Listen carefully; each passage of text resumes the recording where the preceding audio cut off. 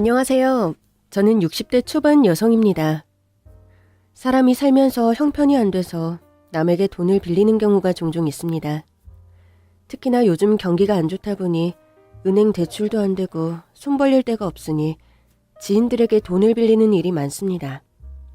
돈 좀 빌려달라고 전화를 하면 사람들의 반응은 딱 두 가지입니다. 나도 어려워. 그런 돈은 없는데 어쩌지? 또는 얼마나 필요한데? 내가 빌려줄 수 있는 데까진 빌려줄게. 라고 말합니다. 그런 말이 있죠. 돈 빌려달라고 부탁하면 들어주는 사람이 진짜 내 사람이고 안 들어주는 사람은 멀리하라는 말. 돈 때문에 사람 관계를 정리하고 사람과 멀어지기도 하고 참 돈이 뭔지 사람과의 신뢰까지 무너뜨리는 일들을 보면 참 안타깝기도 합니다. 내가 돈이 있어도 돈이 아까워 빌려주기가 싫기도 하고 내가 돈이 없어도 있는 돈 없는 돈 다 끌어서 빌려주기도 하고 과연 어떤 사람이 현명한 사람일까요? 만약에요, 생판 모르는 남이 여러분에게 돈 좀 빌려달라고 이야기를 한다면 여러분은 어떤 선택을 하실 건가요? 아마 대부분은 그 사람이 진짜 돈이 없어서 빌려달라는 건지 아니면 사기를 치는 건지 둘 중 하나라고 생각하실 겁니다. 저도 인생을 살아오면서 이 돈 때문에 인생이 180도 바뀐 적이 있는데요. 돈보다 사람이다라는 신조로 살아온 것이 생각지도 못한 행운으로 찾아온 사연. 지금부터 함께 들어보실래요? 랄라 사연 드라마 속 주인공을 보면 다들 어릴 때 어려운 환경에서 자란 분들이 많더라고요. 그런데 저는 인생을 살면서 한 번도 돈 때문에 어려운 적이 없었습니다.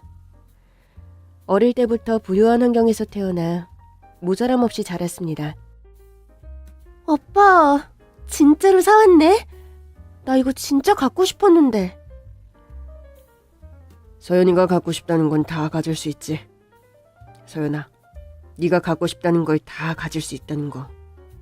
이게 어떻게 가능한지 아니? 그게 뭔데? 돈. 이게 바로 돈의 힘이라는 거야. 돈만 있으면 이 세상에 불가능한 게 없어. 그래서 아빠는 이렇게 돈을 열심히 버는 거고. 우리 서연이가 갖고 싶은 걸 갖게 해주고 그럼 모두가 행복해지는 거지. 전 그때 갑자기 그런 생각이 들었습니다. 만약 돈이 없는 사람은 불행할까? 라고 말이죠. 아빠, 나처럼 이렇게 예쁜 드레스를 못 입는 애들은 그럼 불행한 거야? 어느 정도는 그렇지. 그러면 우리가 좀 나눠주면 안 돼? 우리는 돈이 많잖아. 서연아, 네 마음이 어떤지 아빠는 알겠는데 우리도 우리 행복을 지키기 위해선 우리가 가진 돈도 지켜야 해. 불쌍한 사람들 다 퍼주면 우리가 불행해질 수도 있어. 아빠가 한 말은 제게 좀 충격적이었습니다. 돈만 있으면 행복한데 그게 선택받은 자들만의 행복이라면 다른 사람들의 행복은 무시하며 살아도 되는 건지 좀 혼란스러웠습니다. 성인이 되면서 저는 아빠가 돈을 벌 수 있다면 뭐든 하는 사람이라는 걸 점점 알게 됐습니다. 제가 지금 영위하는 것들, 아빠가 다른 사람에게 상처를 주면서 번 돈을 저는 아무 생각 없이 펑펑 쓰고 있었던 거죠. 아빠, 저 독립하고 싶어요. 독립? 왜? 그냥 혼자 힘으로 살아보고 싶어요. 혼자 힘으로 산다고? 네가 한 번도 혼자 힘으로 살아본 적이 있니? 아마 내 생각엔 하루도 못 견디고 집으로 올 거다. 그러니까 쓸데없는 생각하지 말고 집에서 학교 다녀. 자꾸 구역질이 나요. 구역질? 너 어디 몸이 안 좋니? 장 박사한테 전화 넣어놔야겠다. 건강검진 다시 해보자. 그런 구역질이 아니라 그럼 아빠가 돈을 버는 방식이 구역질 난다고요. 뭐라고? 아빠는 폐업 직전의 기업들을 헐값에 사들여서 다른 곳에 팔고 그 차익을 벌어들였습니다. 말 그대로 손 안 대고 코 푸는 격으로 다른 사람들에게 상처를 주고 돈을 벌었죠. 야, 박서연. 내가 너 때문에 어떤 짓까지 했는 줄 알아? 네가 하고 싶은 거 다 하게 해주려고 얼마나 내가 노력했는데. 그랬는데 구역질 난다고? 네가 지금 누리는 거 그거 다 구역질 나는 돈이 있었기 때문에 가는 거 몰라? 참, 내가 20년 넘게 돈 번 게 다 헛짓이라는 생각이 드는구나. 독립. 그래, 어디 한번 해봐. 얼마나 잘 사나 보자. 카드랑 차키 모두 두고 나가. 완벽하게 독립하려면 이제 구역질 나는 돈은 안 써야지. 그렇게 저는 친정아빠와 멀어졌습니다. 저는 대학 졸업을 앞두고 독립을 했고 생전 처음으로 아르바이트를 하며 취업 준비를 했습니다. 아빠에 대한 고마움을 알고 있었지만 저 때문에 그런 더러운 돈을 번다는 걸 안 이상 더 이상 제가 아빠한테 기대며 산다는 게 말이 안 된다는 생각이 들었습니다. 그래도 운이 좋았던 게 저는 반지하방에서 1년 만에 탈출에 성공했고 대기업에 취업을 하게 됐습니다. 회사를 다니면서도 저는 열심히 일했습니다. 열심히 일해서 번 돈은 분명히 좋은 곳에 쓸 것이다라는 믿음으로 말이죠. 그렇게 신입딱지를 떼고 대리를 달았을 때쯤 전 인생의 반려자를 만나게 됐습니다. 그는 저희 회사의 하청업체 대표였는데 그가 제 눈에 들어온 건 그가 돈을 대하는 태도였습니다. 저희 회사는 오랫동안 자폐아들을 위한 재단 설립을 계획하고 있었는데 그 대표는 매달 수익의 10%를 저희 회사에 기부를 했습니다. 아니, 한 대표님. 요즘 경기도 어려운데 이렇게 매달 기부할 필요 없어요. 그래도 사람이 할 건 해야죠. 전요, 제가 버는 돈이 다 제 돈이 아니라고 생각해요. 제가 돈을 벌 수 있는 환경을 만들어준 사람과 세상이 있으니까 가능한 거죠. 그래서 많이는 못하지만 일부는 사회에 환원해야 한다고 생각해요. 참, 젊은 사람이 어떻게 넓은 마음을 갖고 있는지 제가 다 부끄럽네요. 별 말씀을요. 전 그가 저희 회사에 올 때면 이상하게도 마음이 쿵쾅거렸습니다. 그의 외모도 출중했지만 그가 세상을 바라보는 생각에 반했죠. 그러다 저는 그의 회사에 파견을 나가게 됐고 거기서 그와 더 자주 마주쳤습니다. 물론 제 이름도 그가 알게 되었고요. 하지만 대표랑 일개 회사 직원인 대리가 길게 대화를 나눌 일이 별로 없었습니다. 그런데 어느 날 저는 일을 다 보고 그 회사 마당에 있는 강아지들을 보느라 정신이 없었죠. 박 대리님, 아직 안 가셨어요? 여기 있는 강아지들 보느라 시간 가는 줄 몰랐네요. 한 8년 된 것 같아요. 그때 길에서 이 강아지들 엄마를 만났는데 그 이후로 잘 살다가 이렇게 새끼들을 낳고 얼마 안 돼서 하늘나라로 갔네요. 요놈들 보면 가끔 마음이 아파요. 어머, 그랬군요. 저는 이상형이 동물 좋아하는 사람인데 박 대리님도 동물 엄청 좋아하나 봐요? 네? 제 마음이 통했던 걸까요? 그도 저에게 관심이 있었던 겁니다. 그래서 저희 둘은 유기견 보호센터에서 봉사를 하며 사랑을 키웠고 결혼까지 하게 됐습니다. 그런데 막상 결혼을 한다고 하니 친정아버지가 생각이 났습니다. 독립해서 혼자 살겠다고 그렇게 친정아버지한테 악담을 퍼붓고 나왔는데 갑자기 친정아버지가 너무 보고 싶었고 죄송스러운 마음이 들더라고요. 제가 이렇게까지 어려움 없이 살 수 있었던 건 친정아버지의 부유함 덕분이었는데 그걸 간과하고 있었던 거죠. 당시에는 친정아버지가 돈을 버는 방식에 대해서 저는 너무 혐오감을 느꼈고 그때는 철이 없어서 아버지 곁을 떠나고 싶었을 마음뿐이었습니다. 저는 그래서 남편을 데리고 결혼 승낙을 받기 위해 친정아버지를 찾아갔습니다. 아니, 서연아. 아니 근데 한 대표는 여기 웬일로? 알고 보니 제 예비 신랑과 친정아빠는 오래전부터 알고 지내던 사이였습니다. 회장님을 여기서 뵐 줄이야. 정말 신기하네요. 나야말로 그러네.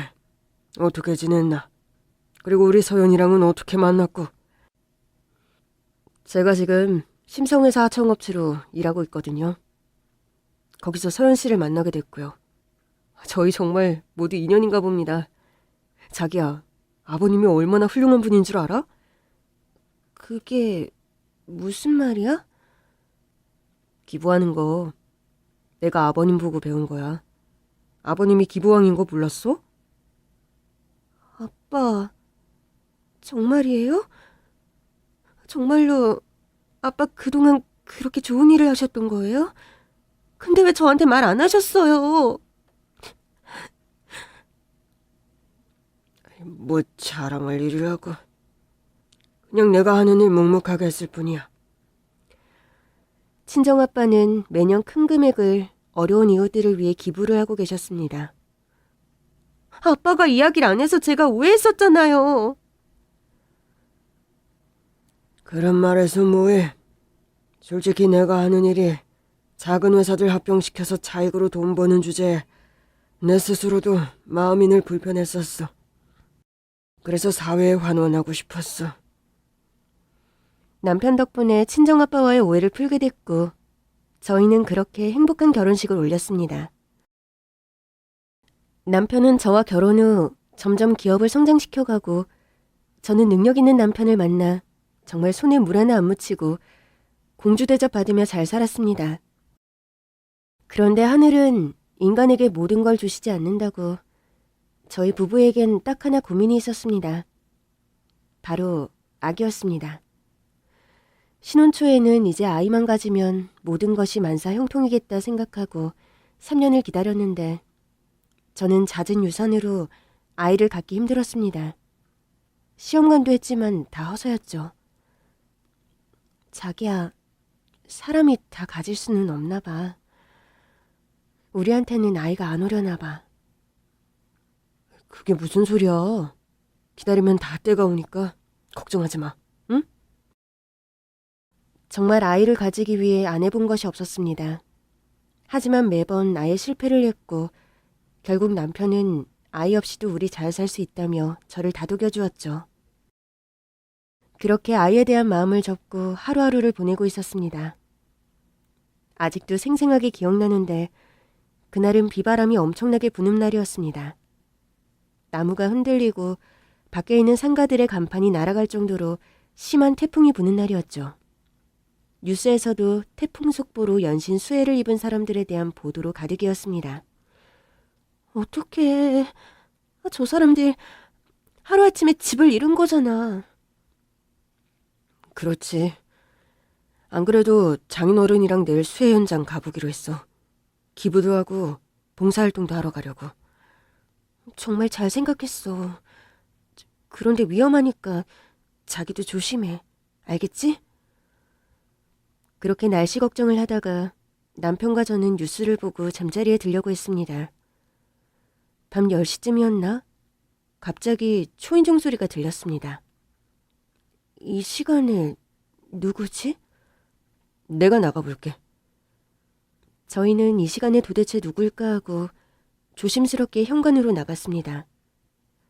남편 혼자 현관 앞에 보내기가 걱정돼서 저도 우산을 들고 뒤따라 나갔습니다. 우산이 뒤집어질 정도로 정말 험한 밤이었죠. 현관문을 열었더니 비에 쫄딱 맞은 웬 할머니가 저희 집 앞에 서 있는 겁니다. 누구세요?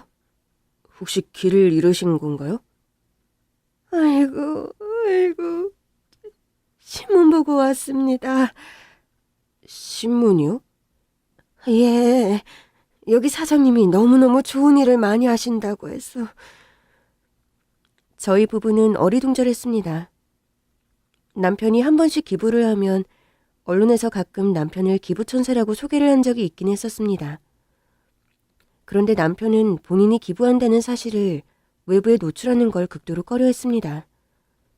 하지만 어떻게 알고 그 할머니는 저희 집을 찾아온 건지 궁금했어요. 한병철 사장님 맞으시죠?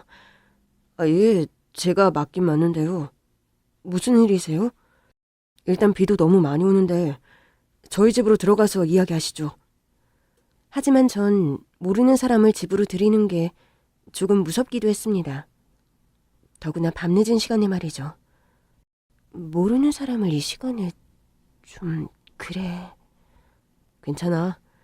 지금 비가 이렇게 오는데 계속 밖에 서 계시라고 할 수 없잖아. 전 남편의 설득으로 할머니를 모시고 집으로 돌아왔습니다. 할머니는 비에 쫄딱 젖어서 몸을 부들부들 떨고 계셨죠.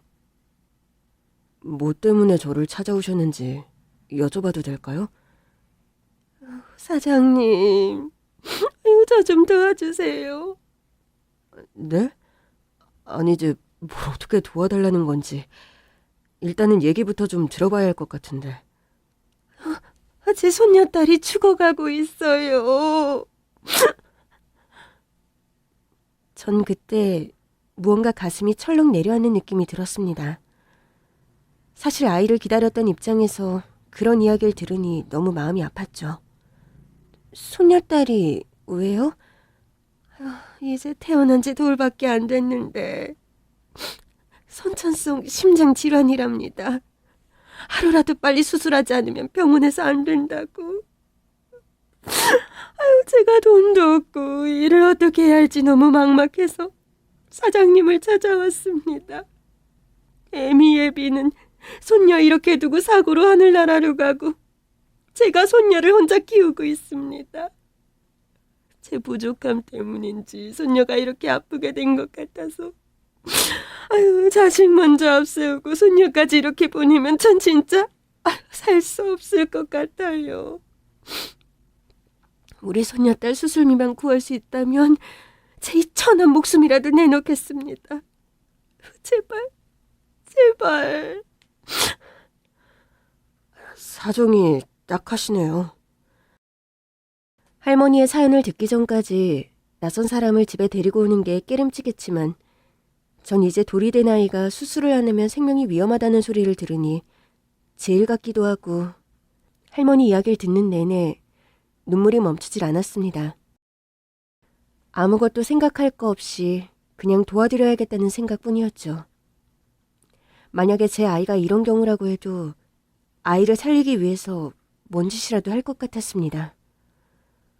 남편이 말을 꺼내기도 전에 제가 할머니께 물어봤습니다. 수술비가 얼마나 필요하신데요? 네? 손녀딸 살리러 오신 거잖아요. 부담 가지지 말고 편하게 말씀해 보세요. 제가 이렇게 저렇게 빌려서 돈을 좀 마련하긴 했는데 500만 원이 딱 모자라네요. 너무 면목이 없습니다. 500만 원이면 충분한가요? 네네. 그 정도면 제가 다른 돈하고 합쳐서 충분히 수술비 마련할 수 있을 것 같습니다. 계좌번호 불러주세요. 제가 내일 은행 가서 입금해 드릴게요. 그리고 이게 뭔가요? 손녀따님 회복하는 기간 동안에도 돈이 많이 들어갈 텐데 이걸로 필요한 데 쓰세요. 아이고, 감사합니다. 아이고, 감사합니다. 감사합니다. 별 말씀을요. 사실 저는 아이가 없어요. 그래서 만약 제 아이라면 어땠을까 하고 생각을 해봤죠. 저도 할머니처럼 그랬을 거예요. 부디 손녀분 수술 잘 되시길 바랄게요. 고맙습니다. 복 받으실 거예요. 이 은혜 제가 꼭 갚겠습니다. 그러실 필요 없어요. 돈에 대해선 너무 부담 갖지 마세요. 제 아이 같고 그래서 그런 거니까. 이렇게 착하신 분이 삼신할머니가 아이를 안 내려주시는지 진짜 이해가 안 되네요. 이거 별건 아니지만 몸에 지니고 다녀보세요. 이게 뭔가요? 제가 가는 사찰에서 스님이 주신 부적 같은 거예요. 작은 돌덩이지만 저는 이렇게 앞이 막막할 때 이 돌을 만지며 기도한답니다. 그래서 이번에도 기적처럼 좋은 분들을 만나서 손녀딸을 살릴 수 있게 됐어요. 이렇게 귀한 걸 제 마음이니 받아주세요. 저는 돈 500만 원을 모르는 할머니에게 빌려주어도 찝찝하다는 마음 하나 없이 그냥 기분이 좋았습니다. 마치 제 아이를 살린 것처럼 말이죠. 전 다음날 할머니께 송금을 했습니다. 그리고 얼마 지나지 않아 할머니에게 연락이 왔습니다. 아유, 사모님, 덕분에 손녀딸 수술이 잘 됐어요. 너무너무 감사드립니다. 정말요? 진짜 다행이네요. 축하드려요. 다 사모님 덕분입니다. 제가 정말 이 은혜 꼭 갚을게요. 전 손녀따님이 얼른 회복해서 건강하길 바랄 뿐이에요. 네네, 너무 감사합니다. 손녀따님 퇴원하시면 나중에 보러 가도 될까요? 아유, 그럼요.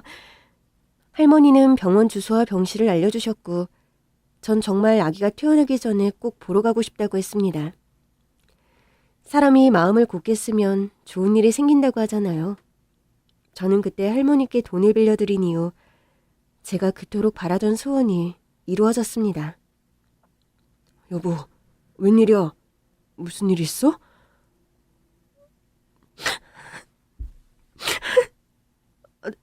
아니지, 왜 울어? 여보, 당신 아빠 되게 됐어. 뭐? 여보, 나 임신이래. 뭐? 임신이라고? 전 그때 할머니와 만났을 때 할머니가 주신 돌을 목걸이로 만들어 남몰래 착용하고 있었습니다. 아이를 가지기 위해선 뭐든 하겠다는 마음에 그 돌을 항상 만지작거리며 아이를 갖게 해달라고 기도했죠. 그런데 할머니께 돈을 드리고 딱 2달 만에 기적적으로 임신 사실을 알게 됐습니다. 저는 그때 생각했죠. 할머니께서 제가 아이를 못 가진다는 이야기를 듣고 기도를 해주신 게 아닐까 하고 말이죠. 전 이 기쁜 소식을 할머니께 알려드리려 병원으로 전화를 했는데 할머니와 손녀는 이미 퇴원했다는 답변만 들었습니다. 할머니를 찾기 위해 수소문했지만 찾을 방법이 없었죠. 할머니께 연락드리고 싶었는데 찾을 방법이 없어. 그러게. 하지만 언젠가 인연이 닿으면 꼭 만나게 될 거야. 할머니랑 손녀딸이 건강하길 우리 늘 마음속으로 기도하자. 그리고 10달이 지났고 저는 건강한 떡두꺼비 같은 아들을 낳게 되었습니다. 아이를 낳은 후 제 인생은 행복 그 자체였습니다. 남들은 아이 키우는데 너무 힘들다고 볼멘 소리도 하지만 저는 아이가 밤낮이 바뀌어서 잠투정을 해도 좋았고 이유 없이 울어도 그 울음소리가 듣기 좋은 웃음소리로 들리기까지 했으니까요. 왜냐하면 저는 너무너무 엄마가 되고 싶었거든요. 아들은 제게 와준 것만으로도 너무 감사했는데 크면 클수록 바르고 착하게 자랐습니다. 남자아이라 사춘기도 걱정이 됐는데 엇나가지 않고 바르게 자랐고 학업 성적도 늘 우수했습니다. 엄마, 저 이번에 또 1등급이래요. 정말? 네, 이번엔 그렇게 기대 안 했는데. 우리 아들 장해. 학원이나 과외 한 번 안 하고도 이렇게 성적이 좋으니 엄만 밥 안 먹어도 배부르구나. 앞으로 엄마 배부를 일만 제가 만들어 드릴게요.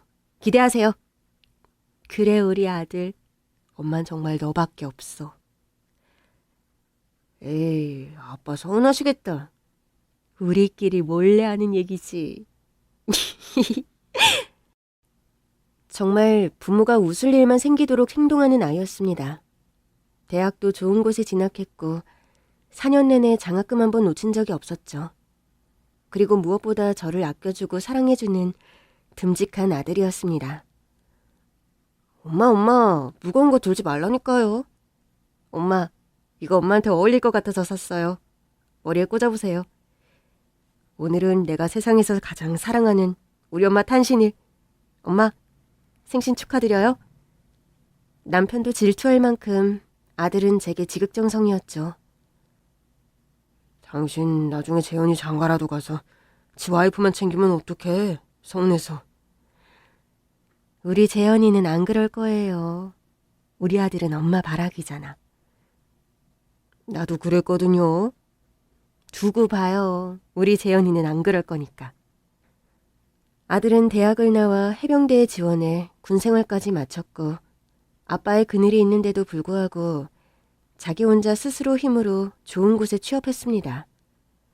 저는 정말 남부러울 게 없었습니다. 이렇게 착한 아들에다 좋은 남편까지 뭘 더 바랄 게 있겠습니까? 아들은 취업하고 3년 뒤 좋아하는 아가씨를 만났고 결혼하고 싶다고 했습니다. 아랑이에요. 아랑아, 인사해. 안녕하세요, 어머님. 이름처럼 정말 이쁘네요. 전 아들이 장가 간다고 하면 엄청 섭섭할 줄 알았는데 며느리감을 보니 그런 감정은 싹 사라졌습니다. 나는 우리 아들이 좋아하는 아가씨라면 아무 문제 없어. 너희들만 좋으면 됐지. 결혼 준비 잘하고 엄마 아빠가 도와줄 수 있는 건 도와줄 테니까 언제든지 얘기해. 알겠지? 네, 어머님. 고맙습니다. 며느리는 참 밝고 착한 아이였습니다. 제가 만약 딸이 있다면 저런 딸을 갖고 싶다고 할 정도로 예쁜 아이였죠. 저는 저희 아들이 이렇게 예쁜 며느리를 보게 된 건 저희 아들이 바르고 착하게 성장했기 때문에 자신과 비슷한 배필을 만났을 거라고 생각했습니다. 아들 며느리는 정말 금슬 좋은 부부였습니다.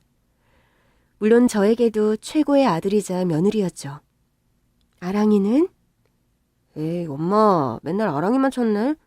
엄마 아들은 안 궁금해요? 아이고, 당연히 궁금하지. 아니, 아랑이가 얼마 전에 속이 안 좋다고 해서 내가 그래서 묻는 거잖아. 뭐 별 이상은 없는 것 같아요. 다시 또 괜찮아졌어요. 다행이구나. 아참, 내가 안 그래도 너한테 전화하려고 했었어.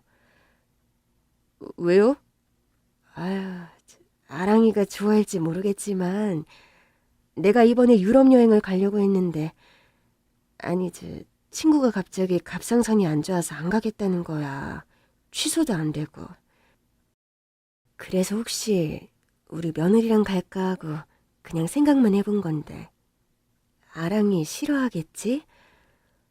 세상에 어느 며느리가 시어머니랑 둘이 여행 가고 싶다고 하겠니? 그치? 아랑이 다를 것 같은데.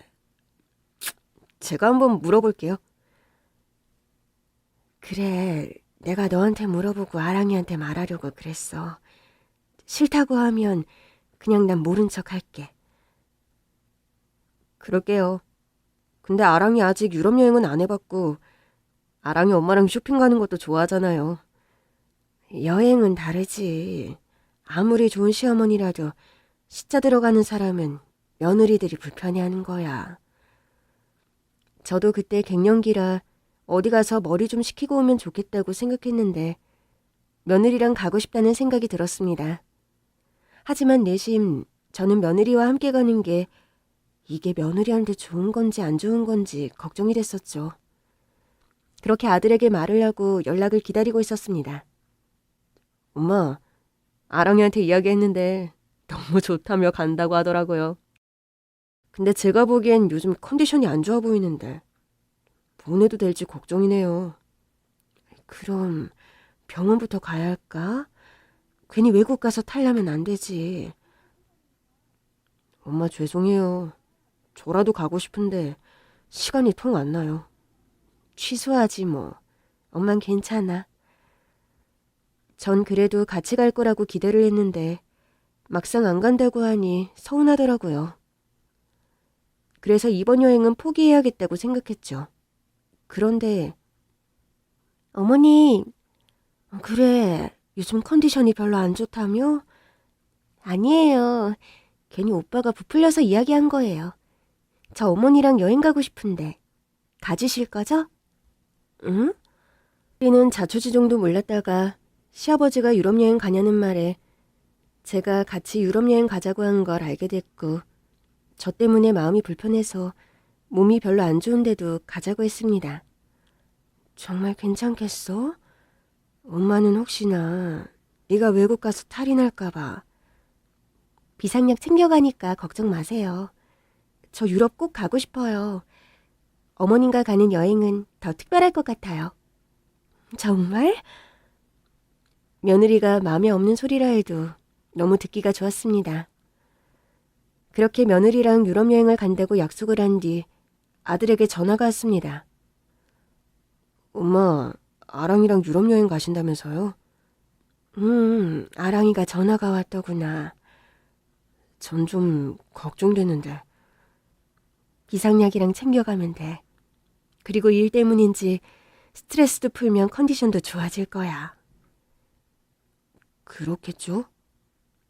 엄마가 잘 챙길게. 그리고 무슨 일 혹시 있으면 바로 한국으로 돌아올게. 알겠어요. 엄마만 믿어요.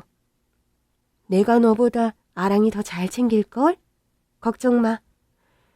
저는 며느리와 유럽 여행을 가기 위해 쇼핑도 하고 여행 준비를 하면서 서로 더 돈독해지는 걸 느꼈습니다. 며느리도 저도 유럽 여행 갈 기쁨에 설레는 마음으로 하루하루를 보냈습니다. 드디어 여행 날이 다가왔고 저희는 둘이서 공항으로 향했습니다. 어머님, 여권하고 다 챙기셨죠? 그럼 아무것도 안 가져가도 여권만 있으면 아무 문제 없어. 맞아요. 없는 건 가서 사면 되니까요. 어머님, 새벽길이라 제가 운전할게요. 네가? 아니야. 내 차니까 내가 할게. 그리고 너 유럽 도착할 때까지 컨디션 좀 챙겨야지. 그래도 장거리인데 어머님 괜찮으시겠어요? 그럼 괜찮아. 나 무사고 20년이야. 며느리가 운전한다는 걸 만류하고 전 제가 운전을 해서 공항으로 갔습니다. 그날도 억수같이 비가 내린 날이었습니다. 새벽 비행기라 일찍부터 일어나서 그런지 눈이 좀 침침하더라고요. 아휴, 비가 많이 오네. 그러네요. 아랑아, 나 안경 좀 줄래? 거기 대시보드에 있어. 네, 그런데 어머님, 대시보드 안에 안경이 안 보이는데요? 그럴 리가. 거기 있어. 잘 찾아봐. 아무리 봐도 없는데? 어디 보자. 내가 찾아볼게, 안경이. 어머님! 저는 안경을 찾다가 갑자기 돌진하는 트럭을 보지 못했고 제 차는 차체를 알아볼 수 없을 정도로 큰 전복사고가 났습니다.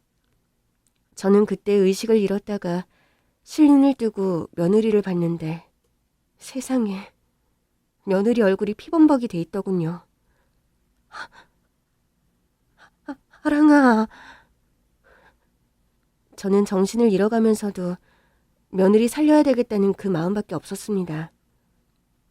그러다 전 완전히 기절을 했죠. 그리고 눈을 떠보니 병원이었습니다. 저는 머리가 너무 아팠고 정신을 차리고 보니 오른쪽 다리와 팔을 움직일 수가 없었고 말도 제대로 나오지 않았습니다. 여보, 정신이 들어?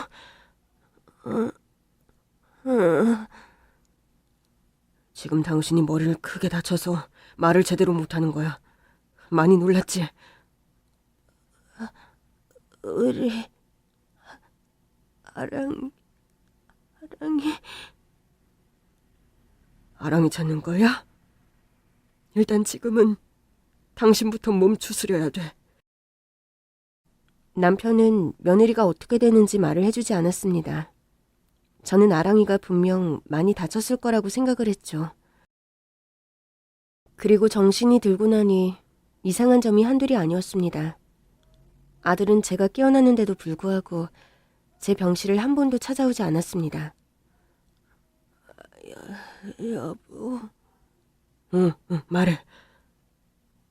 우리 아들 재현이. 재현이 자는 거야? 회사 일이 바빠서 못 오고 있어. 우리 아들. 바쁜 일 끝나면 올 거니까 조금만 기다려. 남편은 며느리와 아들 이야기만 꺼내면 눈물을 뚝뚝 흘렸고 전 이 모든 상황이 이해가 되지 않았습니다. 엄마 일이라면 두 손 두 발 다 벗고 나서서 우는 아이인데 왜 엄마 병실은 쳐다보지도 않는지. 그런데 아들이 제 병실을 찾아오지 않는 이유도, 며느리 소식을 제대로 듣지 못하는 이유도 모든 사실을 나중에 알게 됐습니다. 남편은 회사를 너무 오래 비워서 출근을 해야 했기 때문에 저에게 간병인을 붙여줬습니다. 저는 아들이 너무 보고 싶고 며느리 상태도 궁금해서 간병인에게 아들 번호를 알려주고 전화를 걸게 해달라고 했죠. 그런데 아들은 제 전화를 받지 않았습니다. 오전부터 오후 내내 전화를 했지만 아들은 묵묵부답이었습니다. 아들은 늦은 저녁이 다 돼서야 전화가 왔습니다. 사모님, 아드님 전화 오셨네요. 받아보세요. 아들, 깨어나셨어요? 응, 채연아, 아랑이는... 엄마, 저 아마 평생 엄마 못 볼 것 같아요. 왜? 아랑이 그날 사고로 하늘나라 갔어요. 엄마가 운전하던 차에 탔다가 아랑이가 하늘나라로 갔다고요. 저는 이게 무슨 일인가 했습니다. 며느리가 세상을 떠났다니 상상도 못했죠. 아무도 제게 말해주지 않았습니다. 며느리의 상태도, 며느리가 어떻게 지내고 있는지도, 그리고 아들은 왜 제 병실에 안 오는지 저는 그때 다 알게 됐습니다. 엄마, 저 엄마 한 번도 원망해 본 적 없는데요. 이번에는 엄마가 정말 원망스러워요. 아랑이 그때 컨디션 안 좋다고 제가 여행 안 갔으면 좋겠다고 했잖아요. 그런데 엄마가 억지로 데려갔어요. 그리고 아랑이 뱃속에 아이가 있었대요. 그래서 컨디션이 안 좋았던 건데 전 그것도 모르고 하루아침에 아기랑 아내를 동시에 하늘나라로 보냈어요. 엄마라면 이 상황을 견딜 수 있겠어요? 엄마 그거 알아요? 엄마가 유럽 여행 가자고 하지만 않았어도 아랑이 지금 제 곁에 있었을 거예요. 아랑이가 무슨 죄예요? 블랙박스 보니까 분명히 아랑이가 운전한다고 했는데 엄마가 굳이 운전한다고 했고 안경 찾다가 그렇게 된 거잖아요. 기억나세요?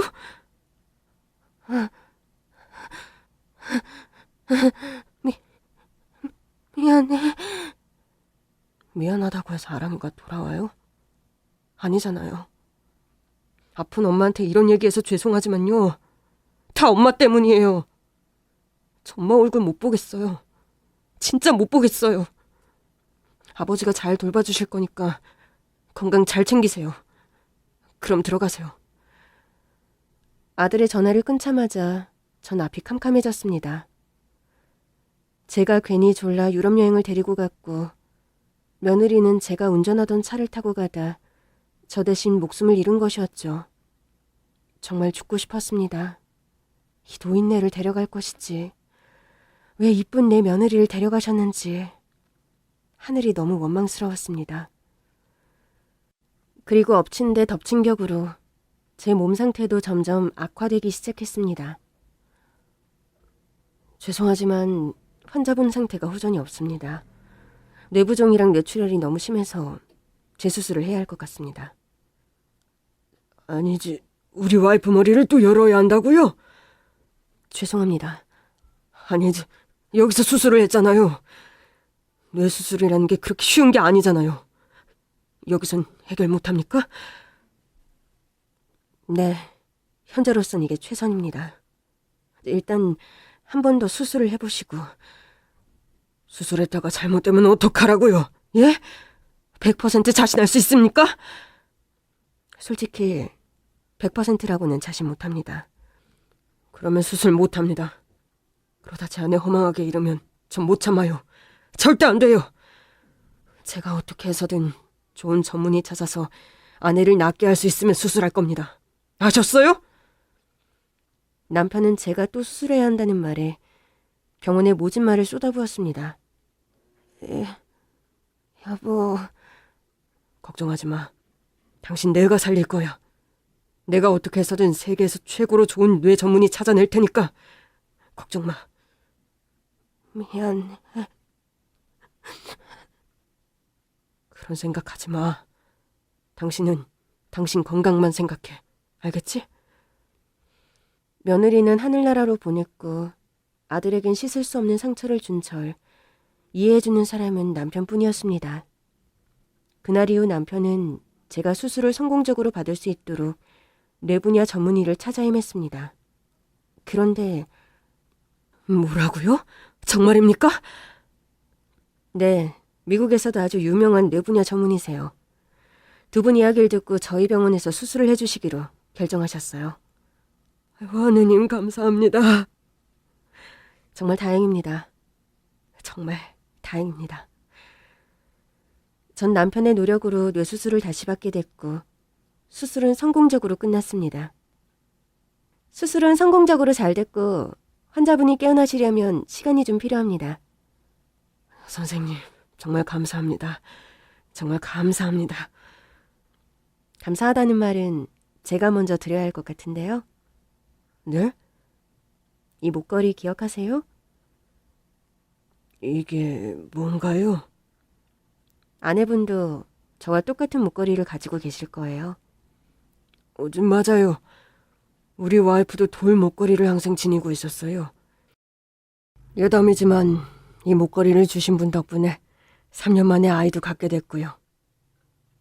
지금 많은 이야기를 나누고 싶지만 아내분이 깨어나시면 그때 말씀드릴게요. 그럼 의사 선생님은 그렇게 남편에게 수수께끼만 남기고 제가 깨어나길 기다린다고 했습니다. 저는 일주일 만에 의식을 회복했고 오른쪽 팔과 다리 그리고 안면마비도 수술 이전보다 훨씬 나아졌습니다. 제가 의식이 돌아왔을 때 절 수술해 주신 의사 선생님이 제 앞에 서 계셨습니다. 정신이 좀 드세요? 네. 다행이네요. 저도 사모님이 깨어나길 누구보다 바랬던 사람이지만 사모님을 정말 만나고 싶어하는 분이 밖에서 기다리고 계세요. 네? 누구신지. 할머니, 들어오세요. 할머니? 전 갑자기 할머니를 부르는 의사 선생님을 뚫어져라 쳐다봤고 제 병실로 나이 드신 할머니 한 분이 찾아오셨습니다. 그리고 그 할머니는 제 손을 잡으며 통곡을 하셨습니다. 아이고, 정말 다행입니다. 그렇게 만나고 싶었는데 30년이 다 지나서야 만나게 됐네요, 사모님. 아유. 전 처음엔 누구신지 알아볼 수가 없었습니다. 그런데 30년 전에 비가 옥수같이 오던 날 손녀딸 살리겠다고 사모님 댁에 찾아간 거 기억하시죠? 그럼 그때 네, 아유 저예요. 그리고 이 아이가 제 손녀딸이고요. 할머니가 말한 손녀딸은 바로 절 수술해 주신 닥터정 선생님이셨습니다. 그때 손녀딸 수술하고 제 딸이 미국으로 이민을 가자고 해서 정신없이 갔어요. 그래서 인사도 못 드리고 미국을 갔는데 아유 제가 연락처를 잃어버려서 연락할 방법이 없더라고요. 그래서 이렇게 긴 시간이 흘렀네요. 그런데 우리 손녀딸이 한국에 딱한 처지의 환자가 있다는 소리를 듣고 이야기를 들어봤더니 아니 아유 사모님이었어요. 우리 손녀딸에게 제가 귀에 딱지가 않도록 이야기를 했거든요. 널 살려주신 은인에게 넌 꼭 은혜를 갚아야 된다고요. 네, 사실 한국에 들어올 생각이 아예 없었는데 사모님 사연을 들으니까 자꾸 관심이 가고 사장님 성함이 할머니가 기억하시는 은인분과 같더라고요. 그래서 반신반의한 끝에 한국에 오게 됐는데 이 목걸이 때문에 사모님을 알아보게 된 거예요. 할머니가 제게 주신 목걸이랑 똑같은 걸 가지고 계셨거든요. 그랬습니다. 30년 전 할머니는 손녀딸 수술비로 500만 원을 빌려 손녀딸을 살려내셨고 그 손녀딸이 30년이 지나서 저를 다시 살려준 겁니다. 세상에 이런 인연이 또 있을까. 전 너무너무 감사하고 죄송한 마음이 들었습니다. 감사합니다. 아유, 감사합니다. 저도 손녀따님이 회복이 잘 돼가고 있는지 그때 병원에 전화를 걸었는데 이미 퇴원하시고 없으시더라고요. 그래서 그냥 마음속으로 잘 사시길 기도했죠. 그런데 이렇게 만날 줄이야. 아이고 사모님, 제가 아직 죽지 않고 이렇게 살아있는 게 사모님 뵈려고 그랬나 봅니다. 큰 사고 당하셨다고 들었는데 우리 손녀딸이 책임지고 낫게 해드릴 겁니다. 그러니 얼른 회복하세요. 전 너무 기뻤습니다. 늘 마음 한켠에 어떻게 사시는지 한 번씩 궁금했던 분인데 이렇게 절 살려준 은인이 돼주시다니 이런 기적이 있나 전 믿기지가 않았습니다. 그리고 전 선생님과 같이 재활운동을 열심히 한 끝에 사고 전 몸 상태로 조금씩 돌아오기 시작했습니다. 이야, 이제 공도 제대로 잡으시고 정말 노력 많이 하셨네요. 다 선생님 덕분이에요. 제가 뭘요. 사모님이 다 노력하신 덕분이죠. 참, 그리고 남편분이 해외로 출장을 가셔서 아드님께 연락을 드렸어요. 네? 저희 아들이요? 전 아무것도 모르고 어머님 병실을 더 좋은 데로 옮겨드리고 싶다고 말씀드렸는데 두 분 이야기를 우연히 알게 됐어요. 그런데 아드님이 어머님 뵈러 온다고 하시더라고요. 정말이요? 네, 며느님 일은 너무 안 됐지만 어머님 생각도 해주셨으면 좋겠다고 말씀드렸더니 흔쾌히 와주신다고 하셨어요. 며느리를 하늘로 보내고 전 아들에게 고개를 들 수조차 없을 정도로 미안해했습니다. 다친 아들의 마음이 다시 나아질 수 있다면 제가 죽어도 괜찮다고 할 만큼 매일매일 기도했습니다. 그런데 절 살려주신 선생님이 제 생명을 살려주신 것도 모자라 아들과 다시 재회할 수 있게 해주시다니 정말 너무너무 감사했습니다. 엄마, 죄송해요.